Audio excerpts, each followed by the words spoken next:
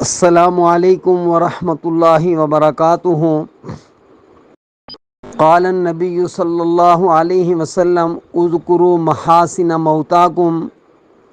سامعین، اللہ رب العالمین نے جناب محمد الرسول اللہ صلی اللہ علیہ وسلم کو انسانیت کے لیے ایک نمونہ عمل، ایک اسوہ حسنہ بنا کر بھیجا ہے۔ جو آدمی حضرت نبی اکرم صلی اللہ علیہ وسلم کی تعلیمات کی پیروی کرے گا تو اس کے لیے یہ پیروی کرنا کامیابی کی ضمانت ہے، اور جو بدنصیب جناب محمد الرسول اللہ صلی اللہ علیہ وسلم کی اتباع سے محروم رہے گا، یہ اس کی ابدی ناکامی کی دلیل ہے۔ حضور اکرم صلی اللہ علیہ وسلم نے فرمایا کہ تم اپنے دنیا سے جانے والوں کے محاسن بیان کرو، ان کی خوبیوں کا تذکرہ کرو۔ دنیا میں بہت سارے لوگ آتے ہیں اور چلے جاتے ہیں، لیکن بعض اشخاص جو ہیں وہ سماج کے اندر ایک رہنما کی حیثیت رکھتے ہیں، ایک روشنی کی حیثیت رکھتے ہیں۔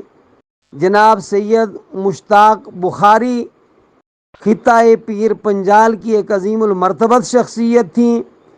وہ ہمارے ضلع کے ایک مایہ ناز سپوت تھے۔ انہوں نے اپنی زندگی کے اندر بہت سارے کارہائے نمایاں انجام دیے۔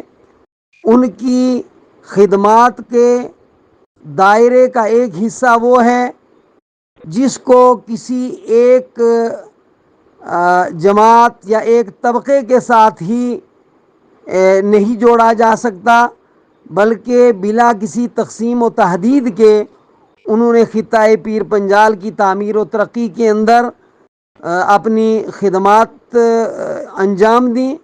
ہاں، ان کی خدمات کا ایک حصہ اور ایک دائرہ وہ ہے جو انہوں نے اپنی پہاڑی برادری کے لیے انجام دیا، اور اپنوں کی بھلائی کے لیے کام کرنا، اپنوں سے ہمدردی کرنا، یہ شریعت اسلامیہ کے اندر مستحسن ہے، محمود عمل ہے۔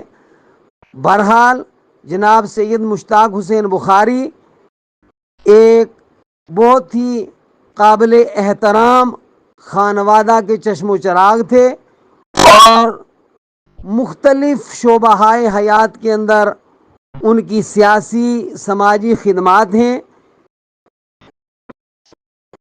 اللہ رب العالمین ان کی خدمات کو اپنی بارگاہ میں قبول فرمائے، اور قولی فعلی جو بھی ان سے کوئی کمی کوتاہی سرزد ہوئی ہو، اللہ تعالیٰ اپنی رحمت سے اسے معاف فرمائے۔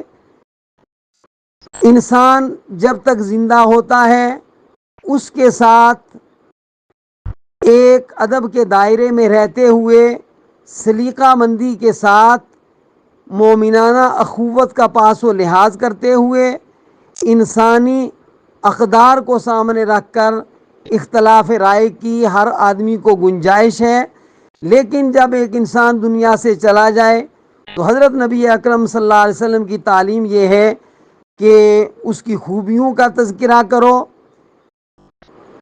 انتہائی افسوس ہوتا ہے ان کم سمجھ لوگوں پر کہ جو سماج کے اندر مسلسل نفرت پھیلانے کا کام کرتے ہیں، اور پھر یہ تو حد ہے کہ دنیا سے کوئی آدمی چلا جائے، اب اس کے ساتھ ہمیں رائے کا اختلاف بھی ختم ہو جاتا ہے۔